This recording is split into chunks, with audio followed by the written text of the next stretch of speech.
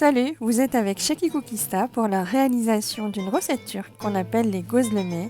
Je vous invite dans ce voyage culinaire. Je vais vous guider pas à pas à vos tabliers. Pour une vingtaine de gözleme, il vous faudra 500 g de farine tamisée. Si vous voulez en faire moins, il faudra ajuster les proportions et diviser les quantités par deux. Vous aurez aussi besoin d'une grande cuillère à soupe de sel et de 200 ml d'eau. Pour pétrir votre pâte, vous pouvez le faire à la main ou à l'aide d'un robot pâtissier comme moi je l'ai fait. Vous mélangez d'abord la farine et le sel. Vous répartissez bien le sel à l'intérieur de la farine avec un fouet ou une fourchette. Une fois que vous avez bien mélangé, vous formez un puits au milieu et vous versez l'eau qui doit être tiède.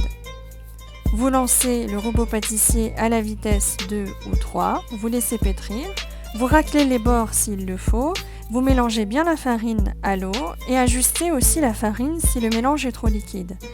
Vous devez obtenir après plusieurs minutes de pétrissage une pâte qui soit aussi collante et aussi molle que vous le voyez à l'écran.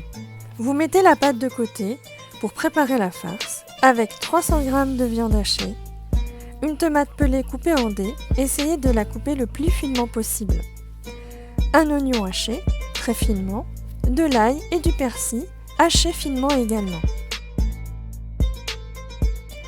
Une grande cuillère à soupe de sel, du paprika en pétales, du cumin, du poivre et du curcuma. En fonction de vos sensibilités, vous en mettrez plus ou moins. Une grande cuillère à soupe d'huile d'olive. Vous mélangez bien à l'aide d'une fourchette ou de vos mains. C'est une farce qui ne nécessite pas de cuisson. Vous réservez. Maintenant, vous prenez votre pâte et vous façonnez des boules de 50 g chacune. N'hésitez pas à les peser. Vous farinez bien le plan de travail et la pâte elle-même, puisqu'elle est collante. Cela vous permettra de bien la manipuler et de l'étaler avec un rouleau pâtissier pour former des pâtes très fines. Dans le même temps, si vous avez une crêpière, commencez déjà à la chauffer à la chaleur maximum ou, si vous le faites à la poêle, commencez déjà à la chauffer à la gazinière.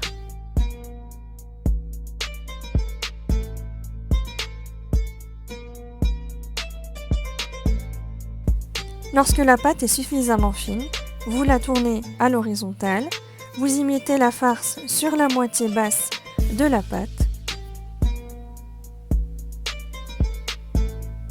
vous rabattez l'autre côté et vous scellez bien les bords à l'aide de votre pouce.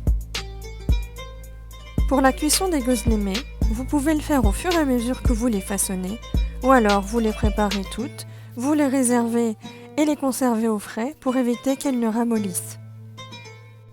Je positionne ma gözleme sur ma plaque bien chaude. Je veille à la retourner pour qu'elle puisse cuire sur les deux faces, mais également à l'intérieur. Voilà, il faut qu'elle gonfle de cette manière. Ça vous assure qu'elle est bien cuite à l'intérieur. Badigeonnez-la légèrement de beurre pour qu'elle puisse vous faire ces petites taches dorées comme vous le voyez.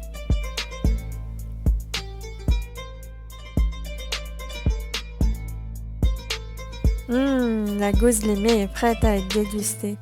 Si vous avez aimé ce voyage culinaire, n'hésitez pas à vous abonner et à me laisser vos commentaires. Bon appétit, régalez-vous!